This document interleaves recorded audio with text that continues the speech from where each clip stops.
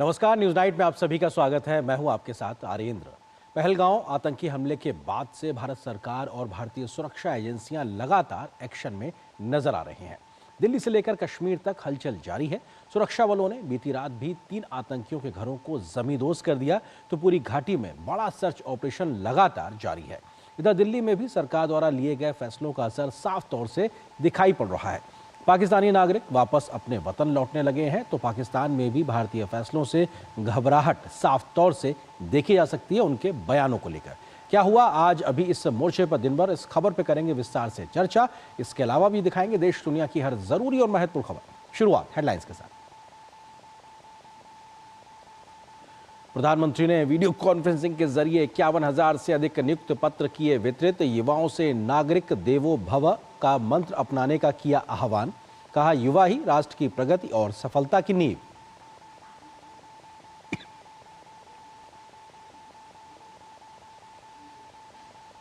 जम्मू कश्मीर में जारी सेना का ताबड़तोड़ एक्शन। आतंकियों के 3 और घर ध्वस्त होने के साथ कुल संख्या हुई 5। हमले में यूएनएससी ने की कड़े शब्दों में निंदा। पहलगांव हमले के विरोध में दुनिया भर में हो रहे हैं प्रदर्शन।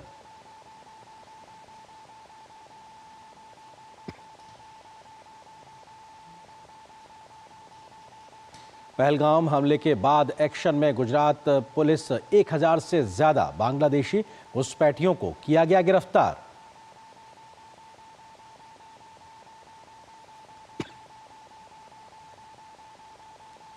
इलेक्ट्रॉनिक कंपोनेंट मैन्युफैक्चरिंग के लिए मंत्रालय के दिशा निर्देश जारी। निवेश पोर्टल की भी हुई शुरुआत। केंद्रीय मंत्री अश्विनी वैष्णव ने किया शुभारंभ। निवेश और रोजगार के बढ़ेंगे अवसर।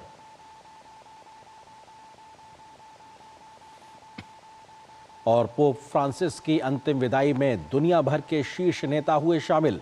राष्ट्रपति द्रौपदी मुर्मू ने किए अंतिम दर्शन। प्रधानमंत्री नरेंद्र मोदी ने कहा, समाज के प्रति उनकी सेवा दुनिया रखेगी हमेशा याद।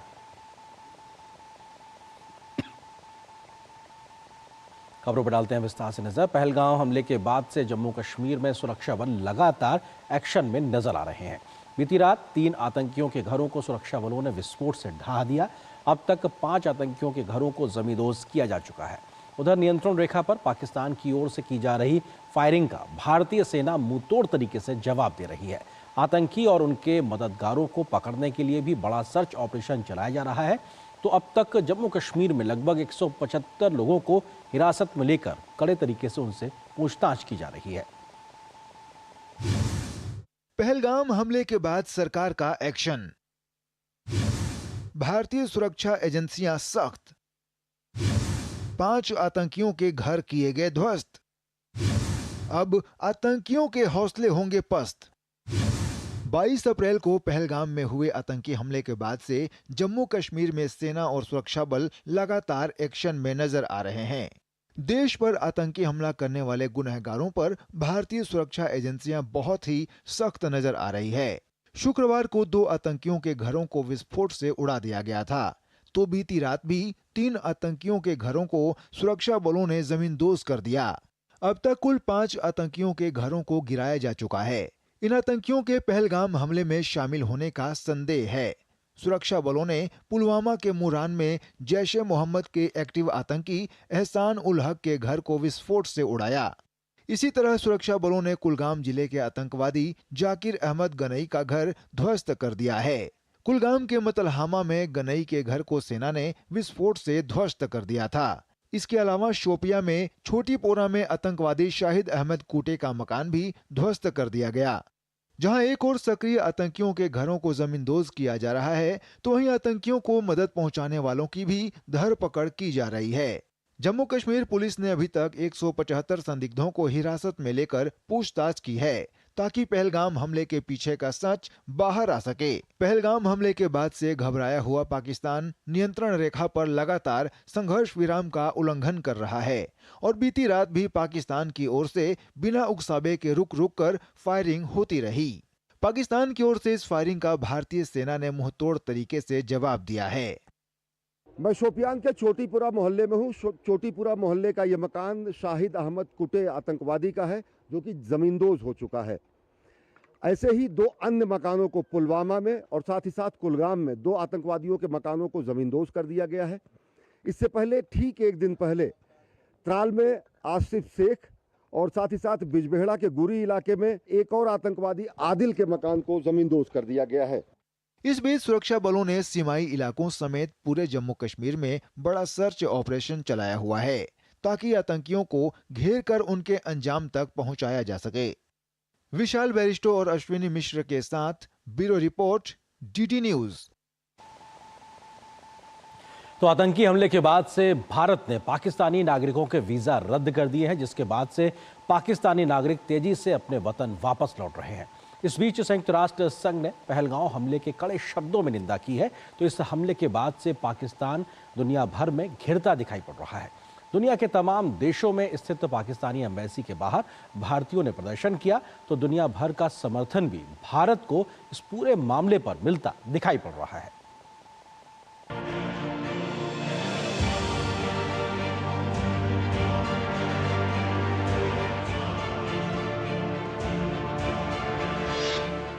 पहलगाम हमले के बाद भारत का सख्त कदम, पाकिस्तानी नागरिक लौट रहे अपने वतन।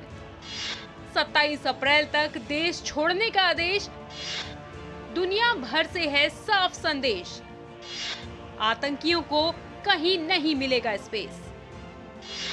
पहलगाम में पर्यटकों पर हुए हमले के बाद से केंद्र ने साफ कर दिया है कि आतंकियों को किसी भी हालात में बख्शा नहीं जाएगा। केंद्र सरकार ने कड़ा कदम उठाते हुए पाकिस्तानी नागरिकों के सभी वीजा निलंबित कर दिए हैं और सभी पाकिस्तानी नागरिकों को 27 अप्रैल तक देश छोड़ने का आदेश दिया है। भारत छोड़ने के निर्देश के बाद अटारी बॉर्डर पर वतन वापसी के लिए भारी भीड़ है। समय सीमा को ध्यान में रखते हुए बड़ी संख्या में पाकिस्तानी नागरिक अपनी औपचारिकताएं पूरी करने के लिए अटारी बाघा बॉर्डर पर पहुंच रहे हैं। शॉर्ट टर्म वीजा वाले पाकिस्तानी नागरिकों को जहां 27 अप्रैल तक देश छोड़ना होगा, वहीं मेडिकल वीजा वाले पाकिस्तानी नागरिकों के लिए 29 अप्रैल अंतिम तारीख है। जारी गाइडलाइंस के अनुसार तय सीमा के बाद किसी भी पाकिस्तानी नागरिक के रुकने पर उसे अवैध माना जाएगा और उसके खिलाफ कड़ी कार्रवाई की जाएगी। 27 अप्रैल की डेडलाइन फिक्स करने के बाद अब बड़ी संख्या में अटारी वाघा सरहद पर पाकिस्तानी नागरिक पहुंच रहे हैं। अपने वीजा क्लियरेंस, अपने जो डॉक्यूमेंट्स हैं वो वेरीफाई करवाने के बाद वो वापस अपने मुल्क जा रहे हैं। हमले के बाद देश में रह रहे पाकिस्तानियों को हर शहर से बाहर भेजा जा रहा है। इसी क्रम में उत्तर प्रदेश की पुलिस ने लखनऊ के गोमती नगर में अस्थायी वीजा पर रुके हुए 8 पाकिस्तानी नागरिकों को अपने देश पाकिस्तान भेज दिया है। इसी कड़ी में वाराणसी से पाकिस्तानियों को वापस भेजा जा रहा है और उनकी गतिविधियों पर लगातार नजर है। यहाँ पर टूरिस्ट वीजा पर 8 लोग लखनऊ में पाए गए थे। उन सभी से वार्ता करके उनकी स्टैंपिंग करके उनको यहाँ से वापस पाकिस्तान पहुँचने के लिए भेज दिया गया है। वो दिए गए टाइम लिमिट में यहाँ से पाकिस्तान पहुँच जाएंगे। इसके अतिरिक्त अभी लखनऊ में 410 ऐसे पाक नागरिक हैं जो LTV पर हैं, इनके संबंध में अभी भारत सरकार के द्वारा कोई निर्देश जारी नहीं किए। वहीं पहलगाम आतंकी हमले की न केवल देश बल्कि दुनिया भर में कड़ी निंदा की जा रही है। UN की संयुक्त राष्ट्र सुरक्षा परिषद ने पहलगाम में 22 अप्रैल को हुए आतंकवादी हमले की कड़ी निंदा की है। सुरक्षा परिषद के सदस्यों ने आतंकवाद के इस निंदनीय कृत्य के अपराधियों, आयोजकों, वित्त पोषकों और प्रायोजकों को जवाबदेह ठहराने और उन्हें न्याय के कटघरे में लाने की आवश्यकता पर जोर दिया। सुरक्षा परिषद ने कहा कि इन हत्यारों के लिए जिम्मेदार लोगों को जवाबदेह ठहराया जाना चाहिए। साथ ही सुरक्षा परिषद ने सभी राज्यों से अंतर्राष्ट्रीय कानून और प्रासंगिक सुरक्षा परिषद प्रस्तावों के तहत इस संबंध में सभी संबंधित अधिकारियों के साथ सक्रिय रूप से सहयोग करने का आग्रह किया।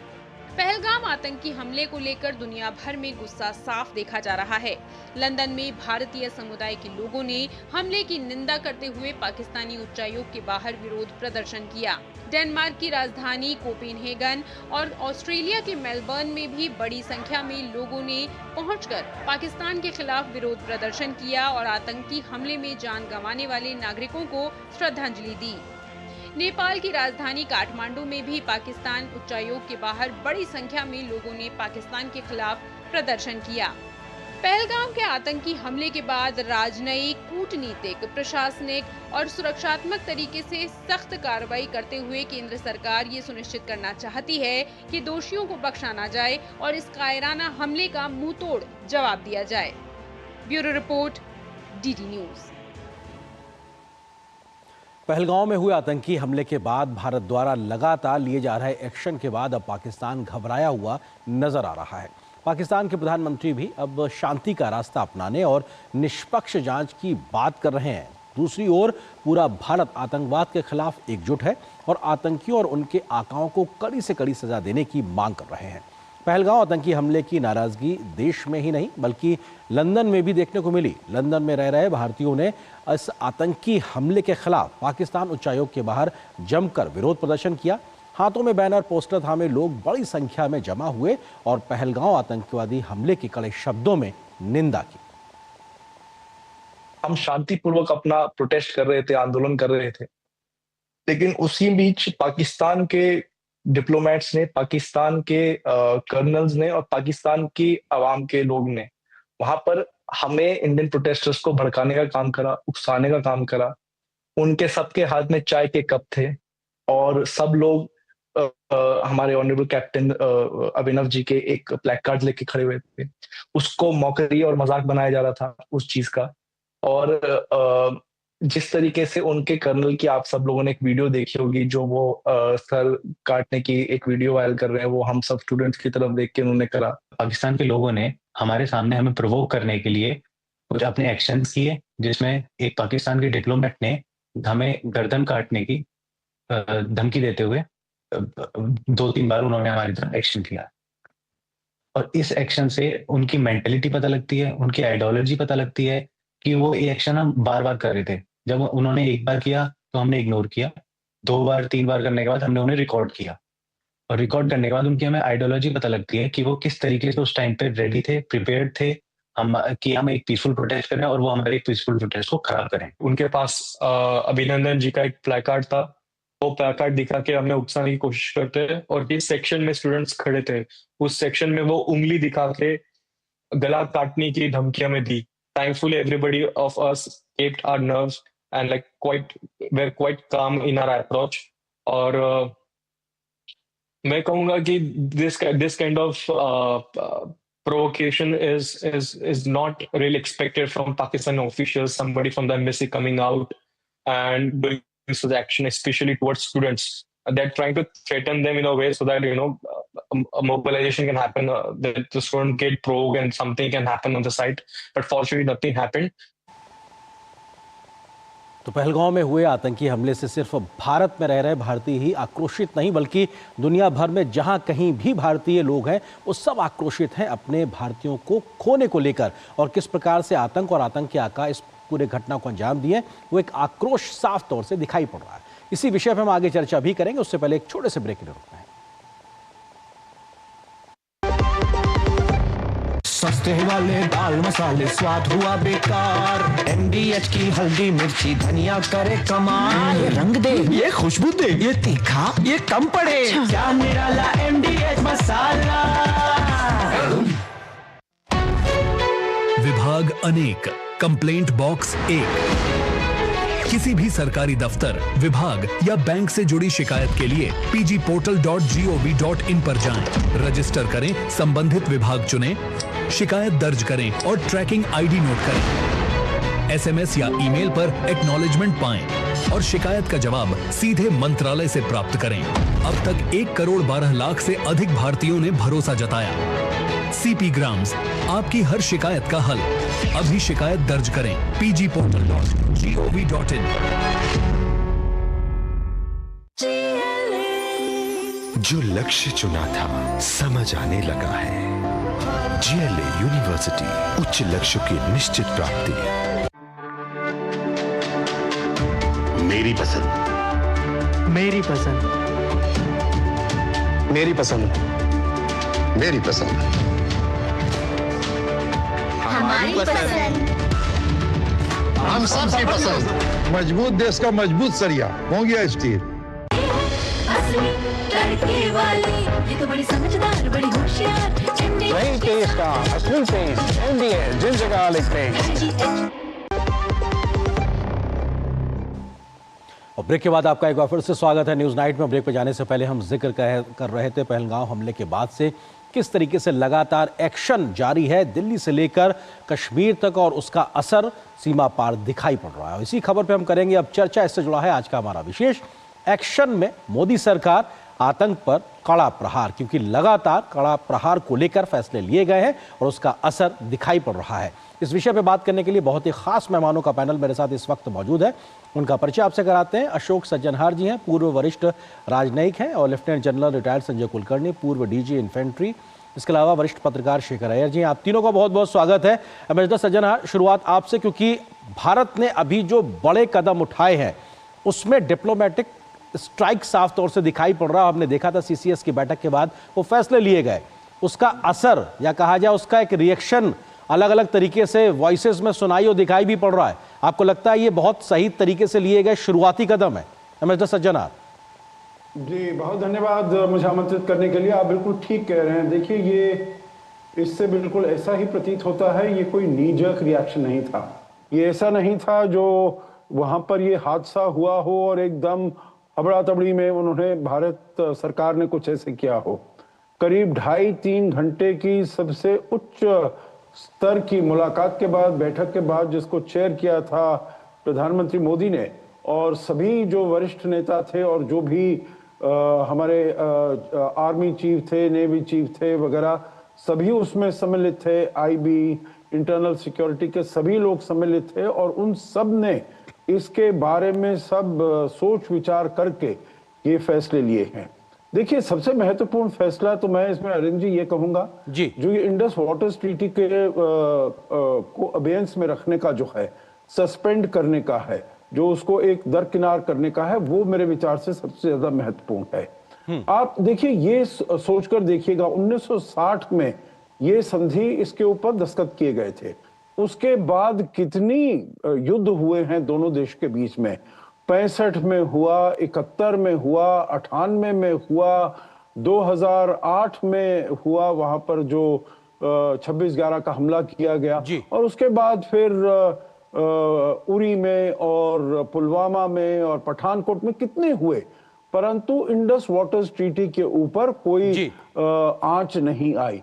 परंतु इस मौके पर, और इससे मैं समझता हूं जो भारत की सरकार की, भारत की पूरे देश की सीरियसनेस को पता चल जाना चाहिए पूरी दुनिया को और पाकिस्तान को भी, जो हम इसको कितनी सीरियसली लेते हैं, जो इस मौके पर आकर हमने इसको अबेयंस में कर दिया है। और ये तो इतना बड़ा फैसला है अरविंद जी, मैं कहूंगा, जिससे पाकिस्तान इतना हड़बड़ा गया है, बौखला गया। उसने कहा it is taken as an act of war, युद्ध की हम इसको ऐलान मानते हैं। और मेरे विचार से इसका असर भी जब होने लगेगा थोड़ी देर बाद, तो ये काफी उसके लिए, पाकिस्तान के लिए घातक सिद्ध होगा। बिल्कुल, वो दिखाई भी पड़ेगा, क्योंकि उनके दिक्कतें कितनी बढ़ने वाली हैं इसके तमाम आंकड़े या तमाम चर्चाओं के माध्यम से बातें सामने आ रही हैं। जनरल कुलकर्णी, क्योंकि जो कदम भारत ने उठाए हैं जिनका असर अब दिखाई पड़ने लगा है, पाकिस्तान जहां पे पहले स्वीकारने को तैयार नहीं था, उनका कोई हाथ भी है, अब उनके जो बड़े हुक्मरान हैं वो कह रहे हैं कि साहब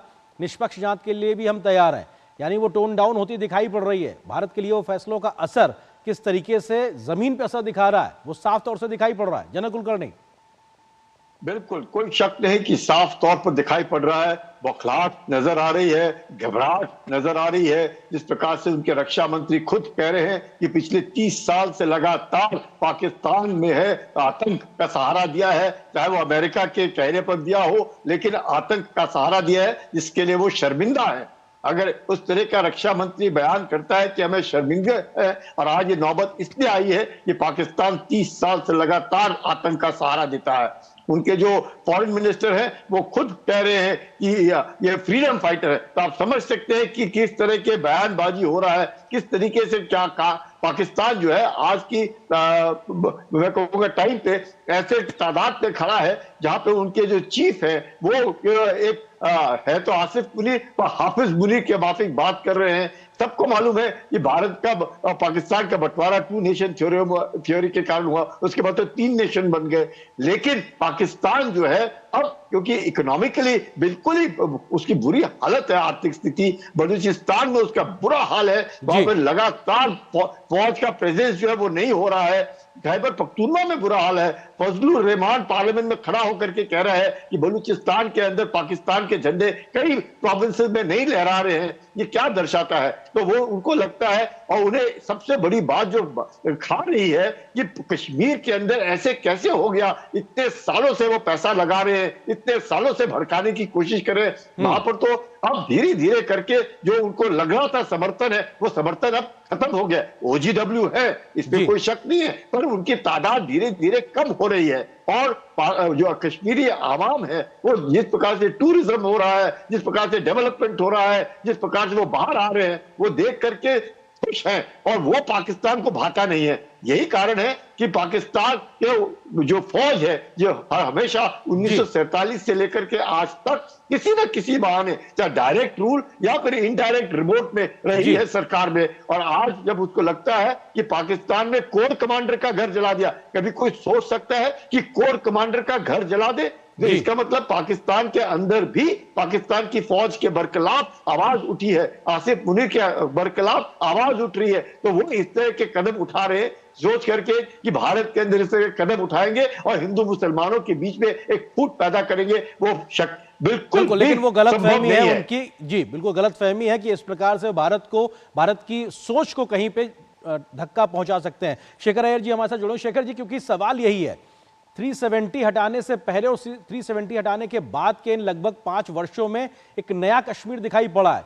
इस घटना के बाद पूरा कश्मीर एक आवाज में इस बात को कह रहा है कि साहब वो इस प्रकार के आतंकी हमलों के खिलाफ है।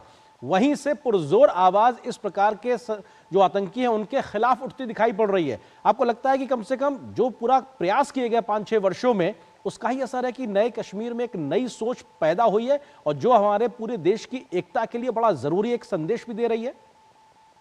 बिल्कुल नरेंद्र जी, इस पर कोई दो राय नहीं है कि जो पिछले 5 साल में जो परिवर्तन जम्मू कश्मीर में आया है, और आज अगर श्रीनगर में लाल चौक पे प्रदर्शन हो रही है आतंकवाद के खिलाफ, बिना कोई किसी के इसके पीछे कोई नहीं है, लोग आके प्रदर्शन कर रहे हैं, प्रोटेस्ट कर रहे हैं, पाकिस्तान के खिलाफ बोल रहे हैं।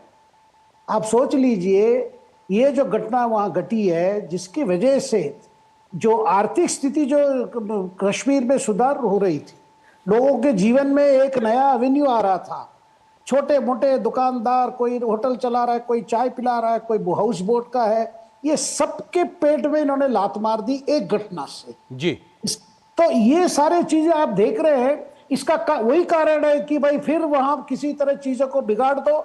बिगाड़ देने से वो सोच रहे हैं कि कश्मीर के युवा फिर हमारे पास आ जाएंगे, फिर आतंकवाद करेंगे, फिर अलगाववाद की बात होगी। इसका मतलब उनका पूरा का पूरा जो कश्मीर की जो प्लॉट था वो फेल हो गया था, जिसकी वजह से फिर वो सोच रहे कैसे हम रिस्टार्ट करें। और इसमें ये जो हिंदू मुसलमान की जो बात भी कर रहे हैं जी, उसका कारण यही था कि भाई किसी तरह ना केवल जम्मू कश्मीर में, पूरा भारत में किसी तरह लगा दो दोनों ये के बीच में, क्योंकि देखिए क्या है कि आज इंडिया भी एक आर्थिक ये में चल रही है, एक रास्ते पे है जी, और पाकिस्तान की हालत, जैसे अभी अम्बेसडर साहब बता रहे थे, वो हालत क्या है, अभी जनरल साहब भी बता रहे थे कि वहां के जो नेता हैं, वहां के जो सरकार है, वहां की सेना है, कोई चिंता नहीं है पाकिस्तान की हालत क्या है, कोई चिंता नहीं है वहां की गरीब लोग कैसे गुजर रहे हैं अपनी जिंदगी, कोई चिंता नहीं है। जो हालत वहां बने हैं, इसको देखकर तो हमको तरस आता है भाई कैसे लोग किस कारण पाकिस्तान बना गया, आज किस तरह उसको बना दिया गया, किस सोच से बनाया गया था, और आज कहां वहां की आम आवाम पहुंच गई, चंद लोगों की मुट्ठियां जेबें भर रही हैं और आम लोग कैसे तकलीफ में गुजर बसर कर रहे हैं। मिस्टर सज्जन आज सवाल यह भी है, इस घटना के बाद से हमने देखा दुनिया कहां और किसके साथ खड़ी है। भारत को वैश्विक समर्थन सीधे तौर पर मिलता है, दुनिया के तमाम बड़े नेताओं के, प्रधानमंत्री नरेंद्र मोदी के पास फोन आते हैं, समर्थन देते हैं कि साहब आतंक के खिलाफ हम आपके साथ खड़े हुए हैं। यह भारतीय कूटनीति की एक बड़ी जीत की तरह से देखा जा सकता है। जी आप बिल्कुल ठीक कह रहे हैं अरविंद जी। ये देखिए, भारत ने जीरो टॉलरेंस टू टेरर, ये हमने अपनी नीति बनाई है, ये हमारी फिलॉसफी है, ये हमारी आइडियोलॉजी है। और आपने देखा होगा जो पिछले 10 साल से प्रधानमंत्री मोदी हो, विदेश मंत्री हो, रक्षा मंत्री हो, किसी भी अंतर्राष्ट्रीय मंच पर वो जाते हैं, कहीं भी वो बोलते हैं तो हमेशा आतंकवाद के विरुद्ध बोलते हैं। और उसके साथ साथ उन्होंने ये भी बताना बताया है और उसमें प्रमाण दिया है, जो पाकिस्तान एक एपिसेंटर है, एक पिवट है आतंकवाद का, जो कि पूरी दुनिया में आतंकवाद फैलाता है। आप कहीं भी देख लीजिएगा, कहीं भी कोई आतंकी घटना हुई हो तो वो उसकी जो एक जड़ है, उसकी एक तार है, वो पाकिस्तान तक पहुंचती है। और ये तो देखिए पूरी जग ने देखा है, पूरी दुनिया ने देखा है, जो ओसामा बिन लादेन को इतने सालों बाद मारा गया 2011 में, तो कहां पर पाया गया? एबटाबाद में, वो पाकिस्तान की कंटोनमेंट में पाया गया। बिल्कुल। तो इसीलिए देखिए, जब ये पाकिस्तान कुछ भी कहता है, जो ये भारत ने फॉल्स फ्लैग ऑपरेशन किया, देखिए बात ऐसी है, जो अगर जब 2000 में बिल क्लिंटन यहां पर आए थे और तब ऐसा हमला हुआ था जिसमें करीब 35-36 सिख हमारे भाइयों को मार दिया गया था जी, और तब पाकिस्तान ने एक ये, जिसे मैं कहूं शगुफा छोड़ा, एक नैरेटिव पेश किया, जो साहब ये तो फॉल्स फ्लैग ऑपरेशन है, भारत ने अपने आप करवाया है, हमारे ऊपर इसका तोहमत डालने के लिए, आछा डालने के लिए, और ये नैरेटिव एकदम चल गया था। परंतु इस बार ही उन्होंने चलाने का प्रयास किया है, देयर आर नो टेकर्स, कोई मानने को इसको तैयार नहीं है। तो ये मैं कहूंगा जो भारत की बहुत बड़ी सफलता है, जो उसने आतंकवाद और पाकिस्तान को पर्यायवाची शब्द बना दिया है। बिल्कुल। और जब हम चर्चा कर रहे हैं, उससे कुछ देर पहले भी अभी ईरान के राष्ट्रपति का भी प्रधानमंत्री नरेंद्र मोदी के पास फोन आता है और वो उनसे इस घटना को लेकर कड़े शब्दों में निंदा व्यक्त करते हैं कि साहब ऐसी घटना आखिर हुई है और आतंक के खिलाफ लड़ाई में भारत के साथ खड़े दिखाई पड़ रहे। तो दुनिया भारत के साथ खड़ी, इस बात का हम जिक्र लगातार कर रहे हैं। जनरल कुलकर्णी, एक बदली हुई तस्वीर का हम लगातार बात कर रहे हैं। पहले आतंकी जब कश्मीर में मारा जाता था तो उसका जनाजा निकलता था, उसका महिमा मंडन होता था, और बीते 2 दिनों से हम तस्वीर देख रहे हैं, विस्फोट करके घर जमींदोज किए जा रहे हैं। जो प्रधानमंत्री ने कहा था कि आतंकियों की बची खची जमीन को भी मिट्टी में मिला देंगे, वो तस्वीर तो दिखाई पड़ रही है जमीन पे। बिल्कुल दिखाई पड़ेगी और दिखाई देगी। क्यों? क्योंकि कश्मीरी को पता चल गया है कि ये जो बात कर रहे हैं पाकिस्तान, ये उनको बर्बादी की ओर लेकर के जा रहा है, और क्योंकि बर्बादी की ओर उन्होंने नहीं जाना है, अब वो देख रहे हैं कि किस तरीके से कश्मीर में, आप कभी भी जाइए, आज इतने सारे लोग दिखते हैं, गार्डन में खड़े रहने के लिए जगह नहीं है, दुकानें भरी हुई हैं, लोग वहां पे आराम, मतलब आज जो पाकिस्तान ने किया है और वहां पे जो भी जिन लोगों ने उनका साथ दिया है, उनके बरखिलाफ आवाज उठनी चाहिए। और कश्मीरियों को यह मौका मिला है कि उन्होंने सबने मिलकर के आवाज उठानी चाहिए कि हम पाकिस्तान के बरखिलाफ है। वो ही नहीं, वहां के जो पॉलिटिशियंस है, उन्होंने सबने मिलकर के कहना चाहिए कि इस तरह अगर पाकिस्तान है तो हमें पाकिस्तान से कोई लेना देना नहीं है, क्योंकि उन्होंने उनके पेट के ऊपर लात मारी है, उन्होंने इस तरह का माहौल पैदा किया है जो कभी भी भारत एक भारतीय होने के नाते, हर एक को, हर इंसान को भारत एक भारतीय होने के नाते बहुत घमंड होता है। और ये जो पाकिस्तान सोच रहा है, और खासकर पाकिस्तान की फौज का बर्बाद होना निहायत जरूरी है। उनका जो भी इकोसिस्टम है, जिनको वो मदद करते हैं, उनको बर्बाद करना निहायत जरूरी है। मैं प्रधानमंत्री के साथ हूं जो वो कहते हैं कि ये जो हम पाकिस्तानी नागरिक के बरखिलाफ नहीं है, हम आतंक के बरखिलाफ है। उन आतंकियों को बर्बाद करना निहायत जरूरी है, उनको मिट्टी में मिलाना बहुत जरूरी है। जब तक हम वो नहीं करेंगे तब तक ये आतंक फैलता रहेगा, और उनका मकसद ही ये है, और चीन इनके साथ मिला हुआ है। और चीन का मकसद क्या है कि भारत को आर्थिक स्थिति बढ़ने नहीं देना है, और उनको मालूम है कि हिंदुस्तान और पाकिस्तान की दोनों बनती नहीं है, तो पाकिस्तान को हिंदुस्तान के साथ लगाते रहो, उनकी आर्थिक स्थिति बिगाड़ते रहो। उनकी आर्थिक स्थिति अगर अमेरिका बिगाड़ने की कोशिश कर रहा है, वहां से डिसइन्वेस्टमेंट होकर के कहीं बाहर जा रहा है, वो भी मत होने दो। भारत को ऐसा देश दिखाओ जहां पे बिल्कुल सब कुछ ठीक नहीं है। ये सब एक राजनीति है, एक तरीके का प्लॉट है, जिसमें हमने नहीं फंसना चाहिए, हमने यकीन करना चाहिए। और भारत के अंदर जो मुसलमान हैं, वो भी अपने आप को बहुत, मैं कहूँगा, गर्व महसूस करते हैं कि वो सब भारतीय हैं, और ये बहुत जरूरी है। और हम सब एक है, हम सब भारतीय हैं, हमने यकीन करना चाहिए हमारा देश जो है प्रगति करेगा और आगे जाए। बिल्कुल। शेखर जी से एक सवाल ये भी कि लगभग 1 दशक में प्रधानमंत्री मोदी ने देश का और दुनिया में भी एक विश्वास तो इस बात का कमाया है कि अगर आतंक का हमला भारत पे और भारत की आत्मा पे होगा तो मुंहतोड़ तरीके से जवाब दिया जाएगा। हमने बीते 2 बड़े हमलों में देखा भी किस प्रकार से सर्जिकल स्ट्राइक और एयर स्ट्राइक हमने देखी है। और शायद जब प्रधानमंत्री कहते हैं कि कल्पना से परे सजा आतंकियों को दी जाएगी, तो देश को भरोसा होता है, एक वॉइस में खड़ा होता है देश की, हाँ हमें विश्वास है। ये एक लीडरशिप की वजह है, ये शायद इसलिए कि पाकिस्तान में आज प्रधानमंत्री मोदी के नाम से घबराहट होती है लोगों को। बिल्कुल नरेंद्र जी, उसका मैं बड़ा कारण बताऊं क्यों आज सरकार पे प्रधानमंत्री की भी जो एश्योरेंस पे क्यों विश्वास है और भारत पर क्यों विश्वास है, सारी दुनिया क्यों भारत की बात मानती है। उसका कारण है भारत सच के साथ खड़ा है। सच हमारे सबसे बड़ा हथियार है। देखिए जो भी हुआ जम्मू कश्मीर में, घटना से पहले की बात भी कर रहा हूं, पिछले 10 साल से जो कोशिश, पिछले 5 साल से कोशिश, वो क्या कोशिश थी? उनकी लोगों के लाइफ को बेटर करने की कोशिश थी।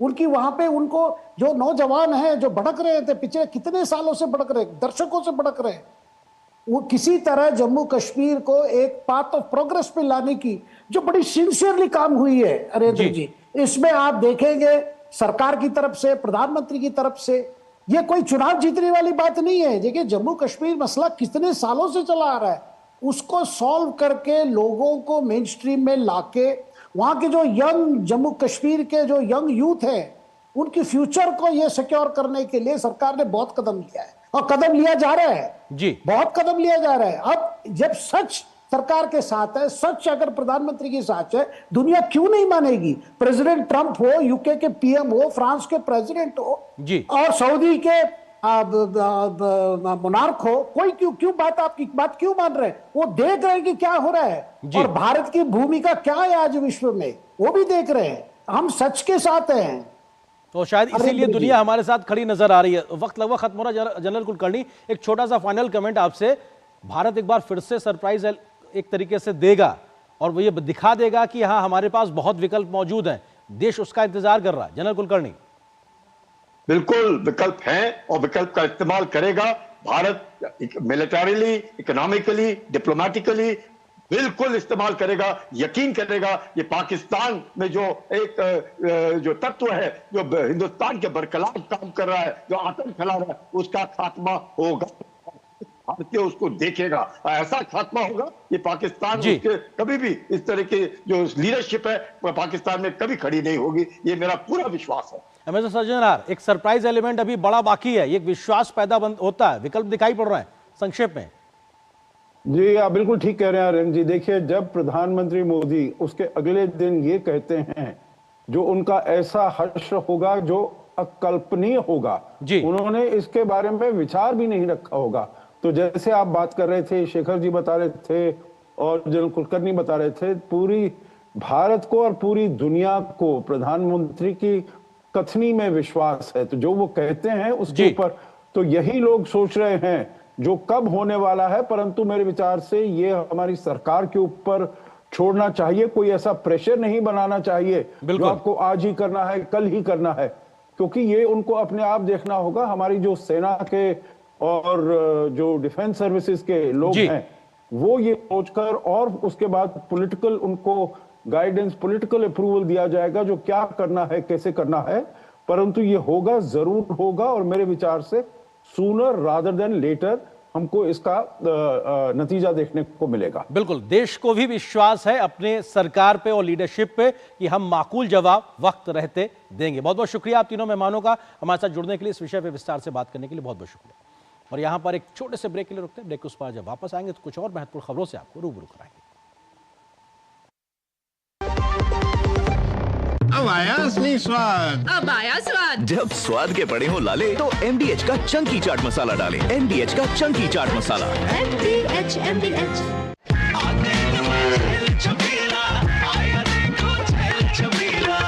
एक कपिला, अरे भाई सब एक ही जैसा होता है। ये लो साधारण पशु आहार।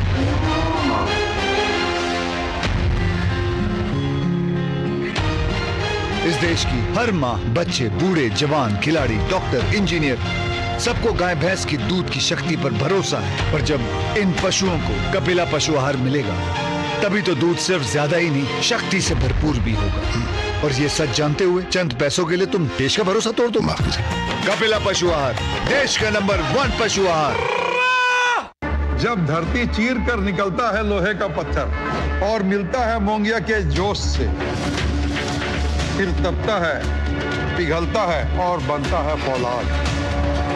अब होता है सरिया सारी खूबियों के साथ। मोंगिया स्टील, मजबूत देश का मजबूत सरिया। जो लक्ष्य चुना था समझ आने लगा है। GLA यूनिवर्सिटी, उच्च लक्ष्य की निश्चित प्राप्ति।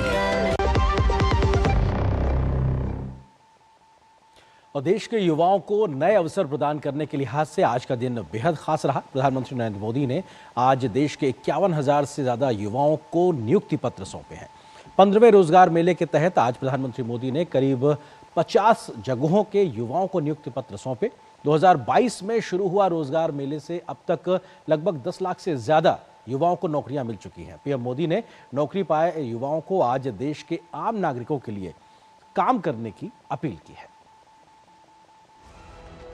रोजगार सृजन को उच्च प्राथमिकता देने की प्रधानमंत्री की प्रतिबद्धता के तहत प्रधानमंत्री ने शनिवार को वीडियो कॉन्फ्रेंसिंग के जरिए नवनियुक्त युवाओं को 51,000 से ज्यादा नियुक्ति पत्र वितरित किए। 15वें रोजगार मेले के तहत देश भर में कुल 47 जगहों पर रोजगार मेलों का आयोजन किया गया। अक्टूबर 2022 में रोजगार मेला शुरू होने के बाद से केंद्र सरकार ने 10 लाख से ज्यादा स्थायी सरकारी नौकरियां दी हैं। केंद्र सरकार की ये पहल रोजगार सृजन, नियुक्तियों में पारदर्शिता सुनिश्चित करने की दिशा में बड़ा कदम है। इस दौरान प्रधानमंत्री ने युवाओं का देश की आर्थिक प्रगति और आंतरिक सुरक्षा को मजबूती देने के लिए आह्वान किया। पीएम ने कहा कि दायित्वों का ईमानदारी से निर्वहन ही राष्ट्र निर्माण को सुनिश्चित करेगा। उन्होंने नवनियुक्तों से नागरिक देवो भव का मंत्र अपनाने का आह्वान किया। आपके कार्य का मकसद केवल पद प्राप्त करना नहीं है। आपका पद भारत के हर नागरिक की सेवा करने और देश की प्रगति में अपना योगदान देने के लिए है। अभी कुछ दिन पहले सिविल सर्विसेज डे पर मैंने एक मंत्र दिया था और मैंने कहा था कि हम सरकार में जितने भी लोग हैं, हमारे लिए तो एक ही मंत्र सर्वोपरि होना चाहिए और वो मंत्र है नागरिक देवो भव। नागरिक देवो भव। नागरिक की सेवा ही आपके लिए, हम सब के लिए देव पूजा के समान है। इस दौरान प्रधानमंत्री ने कहा कि मैन्युफैक्चरिंग, डेटा इनोवेशन ऐसे कई क्षेत्र हैं जहां देश के युवा अपनी प्रतिभा दुनिया के सामने रख रहे हैं। भारत अब युवाओं को हर एक क्षेत्र में अवसर दे रहा है। प्रधानमंत्री ने कहा कि कुछ दिन बाद ही मुंबई में आयोजित होने वाला वेव्स सम्मेलन AI और इमर्जिंग मीडिया के क्षेत्र में युवाओं को एक मंच देने का सुनहरा मौका साबित होगा। मुंबई में world audio visual and entertainment summit यानी वेव्स 2025 का आयोजन होने जा रहा है। इस आयोजन के केंद्र में भी देश के युवा हैं। देश के यंग क्रिएटर्स को पहली बार इसी तरह का मंच मिल रहा है। मीडिया, गेमिंग और एंटरटेनमेंट फील्ड के इनोवेटर्स के लिए ये प्रतिभा दिखाने का अभूतपूर्व अवसर है। 2022 में शुरू हुए रोजगार मेले की राष्ट्रव्यापी पहल का उद्देश्य युवा सशक्तिकरण के लिए सार्थक अवसर प्रदान करना और उन्हें देश की प्रगति में प्रभावी योगदान देने में सक्षम बनाना है। Bureau report, DD news. रोजगार को लेकर मोदी सरकार की प्रतिबद्धता की नजीर साफ नजर आती है विश्व बैंक की ताजा रिपोर्ट में, जिसके अनुसार भारत में रोजगार वृद्धि में सकारात्मक रुझान देखने को मिल रहा है। रिपोर्ट में यह बताया गया है कि 2021-22 में वित्तीय वर्ष से देश में रोजगार की वृद्धि कामकाजी आयु वर्ग की आबादी की तुलना में अधिक तेज गति से हुई है। इस वृद्धि का एक महत्वपूर्ण पहलू कार्यबल में महिलाओं की बढ़ती भागीदारी भी है। विश्व बैंक की रिपोर्ट में कहा गया है कि वर्ष 2021-22 से रोजगार वृद्धि में कामकाजी आयु वर्ग की आबादी को पीछे छोड़ दिया है। रोजगार दरें विशेष रूप से महिलाओं के बीच बढ़ रही है। रिपोर्ट में शहरी बेरोजगारी में भी भारी गिरावट का उल्लेख किया गया है। वर्ष 2024-25 वित्तीय वर्ष की पहली तिमाही में शहरी बेरोजगारी घटकर 6.6% तक रह गई है, जो 2017-18 के बाद से दर्ज किया गया सबसे निचला स्तर है। एक और प्रमुख प्रवृत्ति ये भी देखी गई है कि श्रमिकों की आवाजाही में बदलाव हुआ है। 2018-19 के बाद पहली बार रोजगार की तलाश में ज्यादा पुरुष ग्रामीण क्षेत्रों में शहरों की ओर पलायन कर रहे हैं। ग्रामीण महिलाएं तेजी से कृषि क्षेत्र में नौकरियां ले रही हैं, जो देश भर में रोजगार पैटर्न में बदलाव का संकेत है। रिपोर्ट में स्वरोजगार में वृद्धि पर भी प्रकाश डाला गया है। विशेष रूप से ग्रामीण श्रमिकों और महिलाओं के बीच नियमित नौकरी करने के बजाय खुद के लिए काम करने का विकल्प चुनने वाले व्यक्तियों की संख्या लगातार बढ़ रही है।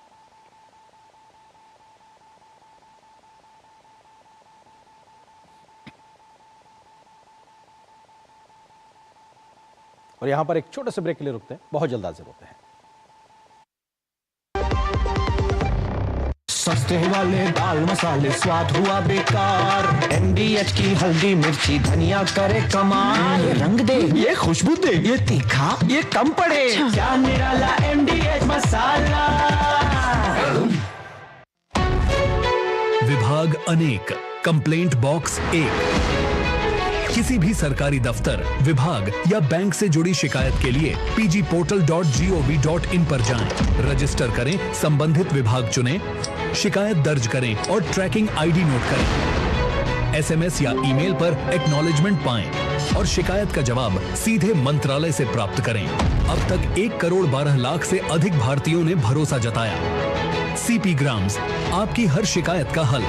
अभी शिकायत दर्ज करें pgportal.gov.in। अबे दे दूंगा पैसे यार, चल। आज पैसे दे रहा? अच्छा बाबू भाई, समोसा स्प्लिट करने से प्यार बढ़ता है और बिल स्प्लिट करने से दोस्ती। स्प्लिट करिए कोई भी पेमेंट, भीम, भारत का भरोसा, भारत का अपना पेमेंट ऐप। जो लक्ष्य चुना था समझ आने लगा है। GLA यूनिवर्सिटी, उच्च लक्ष्य की निश्चित प्राप्ति। गुजरात पुलिस ने घुसपैठियों के खिलाफ बड़े पैमाने पर कार्रवाई की है।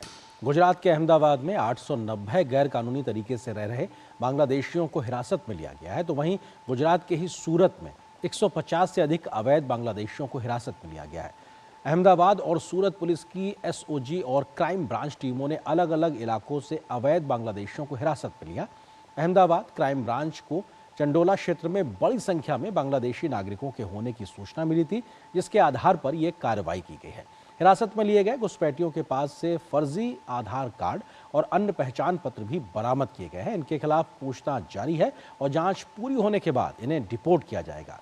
पुलिस ने इस ऑपरेशन को अवैध घुसपैठ के खिलाफ बड़ी सफलता बताया और कहा कि सभी आरोपियों को कानूनी प्रक्रिया के तहत उनके देश वापस भेजा जाएगा। इस ऑपरेशन के बाद एक वीडियो कॉन्फ्रेंसिंग के आगे के बारे में चर्चा की गई ताकि जल्द ही दूसरे जिलों में भी ये कार्रवाई हो। इस कॉन्फ्रेंस में राज्य के गृह मंत्री मौजूद थे। गुजरात पुलिस के अहमदाबाद और सूरत सिटी यूनिट द्वारा एक बहुत ही बड़े ऑपरेशन के माध्यम से अवैध बांग्लादेशियों को पकड़ने में एक ऐतिहासिक सफलता प्राप्त हुई है। अहमदाबाद पुलिस ने 890 जितने अवैध बांग्लादेशियों को एवं सूरत पुलिस द्वारा 134 जैसे अवैध बांग्लादेशियों को पकड़ने में सफलता प्राप्त की है। आज अर्ली मॉर्निंग 3 बजे के आसपास साइमल्टेनियसली अहमदाबाद शहर और सूरत शहर में इस सर्च ऑपरेशन को अंजाम दिया गया। इस सर्च ऑपरेशन में अहमदाबाद शहर में करीब 890 और सूरत शहर में करीब 135 गैर कायदेसर बांग्लादेशी नागरिकों को डिटेन किया गया है। नियम के अनुसार डिपोर्टेशन की जो कार्यवाही होती है वो डिपोर्टेशन के कार्यवाही के लिए केंद्र सरकार के साथ और बॉर्डर सिक्योरिटी फोर्स के साथ संकलन करके उनके डिपोर्टेशन की कार्यवाही भी हम त्वरित हो उसके लिए भी हम प्रयत्न कर रहे हैं। तो एक तरीके से गुजरात की बात की जाए तो लगभग 1000 से ज़्यादा अवैध बांग्लादेशी घुसपैठियों के खिलाफ ये बड़ी कार्रवाई, और इसको इस तरीके से भी समझा जा सकता है कि देश की आंतरिक सुरक्षा के लिहाज से सरकारें अगर चेतें, पुलिस एजेंसियां काम करें तो बड़ी सफलता मिल सकती है। उसके लिहाज से एक बड़ी खबर है, और ऐसे लोगों को डिपोर्ट करके जब देश से बाहर भेजा जाएगा तो देश की आंतरिक सुरक्षा और ज़्यादा सुनिश्चित होती नजर आएगी। उम्मीद यही है कि अन्य राज्यों में भी इस प्रकार की बड़ी कार्रवाई जल्दी हो, ताकि जो गैर जरूरी लोग हिंदुस्तान में मौजूद हैं उनको देश से बाहर निकाला जाए। यहाँ पे एक और छोटे से ब्रेक में रुकते हैं। आपके घर के खाने में रेस्टोरेंट जैसा स्वाद ले आए MDH का शाही पनीर मसाला। पनीर को क्या मस्त बना डाला।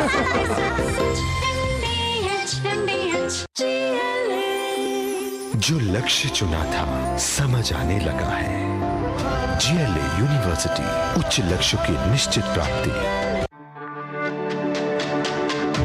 मेरी पसंद, मेरी पसंद,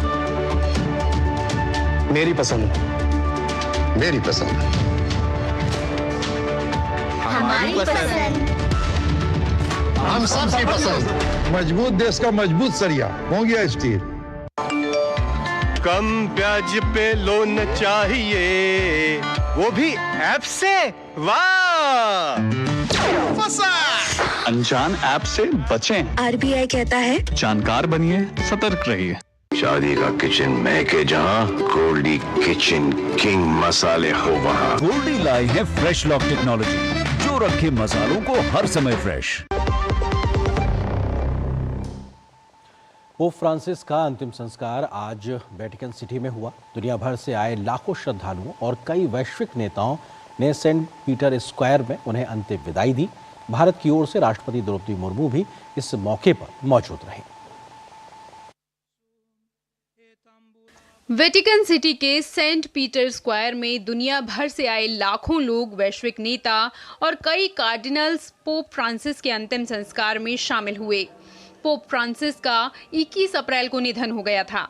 भारत के राष्ट्रपति द्रौपदी मुर्मू अंतिम संस्कार में शामिल रहीं। उनके साथ अमेरिकी राष्ट्रपति डोनाल्ड ट्रंप, फ्रांस के राष्ट्रपति इमैनुअल मैक्रों और यूक्रेन के राष्ट्रपति वोलोदिमीर ज़ेलेंस्की जैसे कई प्रमुख नेता भी मौजूद रहे। दया और करुणा के प्रतीक रहे पोप फ्रांसिस को श्रद्धांजलि देने के लिए बीते कुछ दिनों से भारी संख्या में श्रद्धालु वेटिकन सिटी पहुंचे थे। सेंट पीटर बेलिसिका में पोप फ्रांसिस के पार्थिव शरीर को अंतिम दर्शन के लिए रखा गया था। अंतिम संस्कार के बाद पोप फ्रांसिस को वेटिकन के बाहर रोम स्थित सेंट मैरी मेजर बेलिसिका में दफनाया गया। पोप फ्रांसिस ने अपना जीवन मानवता की सेवा में समर्पित कर दिया। उनके कार्यों एवं विचारों से यह साफ दिखता है कि उन्होंने अपने जीवन में हमेशा दूसरों की मदद करने को प्राथमिकता दी। उनके अंतिम संस्कार के लिए लाखों लोग पूरे विश्व से वेटिकन सिटी आए हैं उनको श्रद्धांजलि देने के लिए, और इस समय पे उनके जीवन से यह प्रेरणा लेने की वो भी ज़रूरतमंदों की मदद कर सके। कैमरा पर्सन लोकनाथ के साथ रोम से मैं जयंती झा, DD न्यूज़ के लिए। तो पोप फ्रांसिस को आज अंतिम विदाई दी गई, लेकिन वो उनका एक तरीके से जो पूरा दौर रहा है, उनका जो पूरा काम रहा है, वो हमेशा याद किया जाएगा। और साफ तौर से इस बात को लेकर कई प्रकार के जो सामाजिक सुधार की पहल थी वो उन्होंने अपने जीवन के समय करके दिखाई। उन्होंने साफ तौर से कई उन पहलुओं पे छुआ जिस पे कई बार लोग बात करने से गुरेज करते थे, लेकिन सामाजिक सुधार की प्रक्रिया को कैसे आगे बढ़ाया जाए, एक बड़े धार्मिक गुरु के तौर पर उन्होंने इन विषयों को उठाया और समाज को एक दिशा देने का काम किया। और शायद इसी वजह से उनके जाने के बाद उनके जो विचार हैं, उनका जो दिखाया रास्ता है, वो पूरी दुनिया के लिए एक मार्गदर्शक के तौर पर रहेगा। और शायद इसीलिए प्रधानमंत्री नरेंद्र मोदी ने भी उनको याद करते हुए इस बात का जिक्र किया है कि उनका दिखाया रास्ता हम सभी का पथ प्रदर्शन करता रहेगा। और यहाँ पर अब आगे बढ़ते हैं और आपको दिखाते हैं देश दुनिया की कुछ और जरूरी और महत्वपूर्ण खबर फटाफट अंदाज में। हरियाणा के नूंह जिले की सीमा से गुजर रहे दिल्ली मुंबई एक्सप्रेसवे पर बड़ा हादसा हो गया है। इस हादसे में 7 लोगों की जान चली गई और कई लोग गंभीर रूप से घायल हो गए। प्रधानमंत्री कार्यालय ने हरियाणा के नूंह में हुए सड़क हादसे पर अपनी संवेदनाएं व्यक्त की हैं। नागर विमानन महानिदेशालय ने शनिवार को सभी एयरलाइन ऑपरेटरों को यात्रियों की सुविधा, सुरक्षा और विनियामक अनुपालन सुनिश्चित करने के लिए तत्काल प्रभाव से बेहतर यात्री हैंडलिंग उपायों को लागू करने का निर्देश दिया। हाल ही में अंतर्राष्ट्रीय हवाई क्षेत्र बंद होने और ओवरफ्लाइट प्रतिबंधों को देखते हुए कई उड़ान मार्गों में काफी बदलाव किया गया है, जिसमें उड़ान की अवधि बढ़ गई है और तकनीकी रुकावटों की संभावना है। असम के मुख्यमंत्री हेमंत बिस्वा शर्मा और असम बीजेपी अध्यक्ष दिलीप सैकिया ने राज्य में आगामी पंचायत चुनावों के लिए असम बीजेपी का चुनाव घोषणा पत्र जारी किया। घोषणा पत्र राज्य में ग्रामीण समुदायों के भविष्य के विकास और प्रगति के लिए एक व्यापक रोड मैप प्रदान करेगा।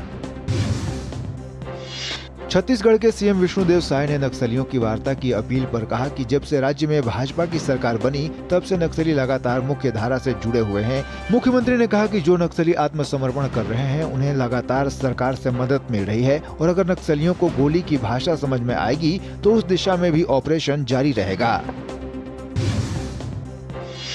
राष्ट्रीय महिला आयोग ने पश्चिम बंगाल के मुर्शिदाबाद में हुई हिंसा की जांच के बाद पश्चिम बंगाल सरकार की उदासीनता और कमियों को लेकर कड़ी टिप्पणी की है। एनसीडब्ल्यू ने हिंसा के कारणों की तहकीकात के बाद व्यवस्थागत खामियों, लक्षित हमलों और अपर्याप्त राहत को इसके लिए जिम्मेदार ठहराया। एनसीडब्ल्यू ने पश्चिम बंगाल में ध्वस्त शासन व्यवस्था से लेकर राहत शिविरों की दयनीय स्थिति पर तत्काल कार्रवाई और जवाबदेही सुनिश्चित करने को अनिवार्य बताया है। केंद्रीय मंत्री अश्विनी वैष्णव ने इलेक्ट्रॉनिक कंपोनेंट मैन्युफैक्चरिंग के लिए मंत्रालय के दिशा निर्देश और निवेश पोर्टल की शुरुआत की है। केंद्रीय मंत्रिमंडल ने मार्च में इलेक्ट्रॉनिक कंपोनेंट मैन्युफैक्चरिंग स्कीम को मंजूरी दी थी, जिसके लिए सरकार ने 22,919 करोड़ रुपए आवंटित किए हैं।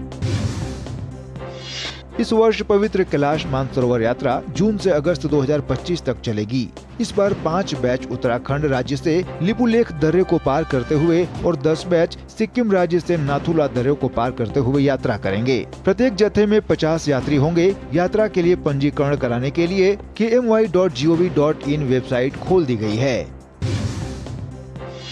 भारत का विदेशी मुद्रा भंडार लगातार 7वीं बार बढ़ते हुए 686.14 बिलियन डॉलर हो गया है, जो पिछले साल नवंबर के बाद से उच्चतम स्तर पर है। यह वैश्विक अनिश्चितताओं के बीच एक मजबूत अर्थव्यवस्था को दर्शाता है। भारतीय रिजर्व बैंक के लेटेस्ट आंकड़ों के अनुसार 18 अप्रैल को समाप्त अवधि के लिए देश के विदेशी मुद्रा भंडार में पिछले रिपोर्टिंग सप्ताह की तुलना में 8.31 बिलियन डॉलर की वृद्धि दर्ज की गई है। वेव्स 2025 शिखर सम्मेलन के अंतर्गत एनिमेशन फिल्म मेकर्स चैलेंज का आयोजन किया जा रहा है। इसका उद्देश्य एनिमेशन और विजुअल स्टोरी टेलिंग के क्षेत्र में उभरती भारतीय प्रतिभाओं को बढ़ावा देना है। इस प्रतियोगिता में पूरे भारत से 42 फाइनलिस्ट चुने गए, जिनमें से प्रत्येक को उनकी कहानियों, विजुअल पेश करने के तरीके और संभावित वैश्विक प्रभाव के आधार पर चुना गया है। इन प्रतियोगियों में छात्र, फ्रीलांसर और कलाकार सभी शामिल हैं।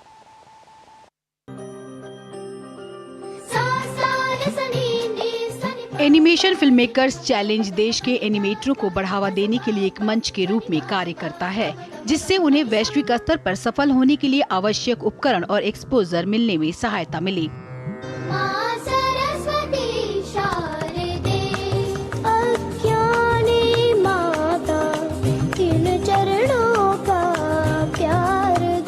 सूचना और प्रसारण मंत्रालय द्वारा संयुक्त रूप से समर्थित और डांसिंग एटम्स द्वारा आयोजित यह चैलेंज एनिमेशन और डिजिटल स्टोरी टेलिंग में वैश्विक पहचान बनाने की भारत की बढ़ती महत्वाकांक्षा का प्रतिनिधित्व करती है।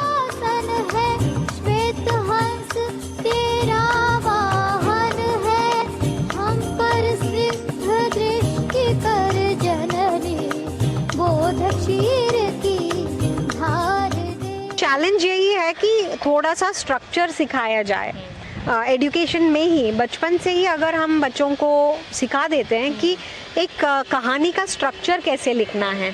हम पिक्चर ज़रूर देखते हैं पर उसका स्ट्रक्चर क्या है वो हमें पता नहीं होता है। तो वो अगर हम स्किल डेवलपमेंट में पहले से ले लेते हैं तो मुझे लगता है वो बहुत ही सही होगा। वेव्स के माध्यम से और हमारे श्री नरेंद्र मोदी जी के प्राइम मिनिस्टर्स ऑफिस के द्वारा जो ये क्रिएट इन इंडिया चैलेंज बनाया गया है, मुझे लगता है ये दरवाजे अभी खुल रहे हैं। शंघाई में ड्रीम वर्क्स एनिमेशन में क्रिएटिव मैनेजमेंट की प्रमुख और रिदम एंड ह्यूज एशिया की कार्यकारी निदेशक सहित कई महत्वपूर्ण भूमिकाएं निभाने वाली सरस्वती ने लाइफ ऑफ पाई और द गोल्डन कंपास जैसी फिल्मों में योगदान दिया है। उनका कहना है कि प्रतियोगिता में शौकिया फिल्म निर्माताओं के रूप में कुछ अद्भुत टैलेंट देखने को मिले हैं। बहुत साल पहले मैंने एक कंपनी चलाया था भारत में जिसका नाम था रिदम एंड ह्यूज, जिसके वजह से हमने 3 ऑस्कर अवार्ड्स जीते विजुअल इफेक्ट्स के लिए। तो तब मैं बहुत ही छोटी थी और तब जो बच्चे आ रहे थे, तब जो एप्लीकेशंस के लिए जो आ रहे थे, तो मुझे एक बात समझ में आ गया कि टैलेंट जो है वो यूनिवर्सल है, हर जगह है। यह प्रतियोगिता मीडिया और मनोरंजन क्षेत्र में युवा प्रतिभाओं को बढ़ावा देने के महत्व पर जोर देती है। एनिमेशन फिल्म मेकर्स चैलेंज उभरते भारतीय एनिमेटरों को अपना काम दिखाने, एनिमेशन के क्षेत्र में भारत को वैश्विक पहचान दिलाने के लिए एक मंच प्रदान करेगा। श्यामा मिश्रा की रिपोर्ट, डीडी न्यूज, मुंबई। तो विप्स समिट मई में होने वाला, जिसको लेकर देश ही नहीं बल्कि दुनिया भर से तमाम बड़े लोग इकट्ठा होंगे, जिसका इंतजार सभी को है। तो फिलहाल इस खबर के साथ न्यूज नाइट के आज के इस अंक में बस इतना ही। मुझे मेरी पूरी टीम को दीजिए अनुमति। नमस्कार।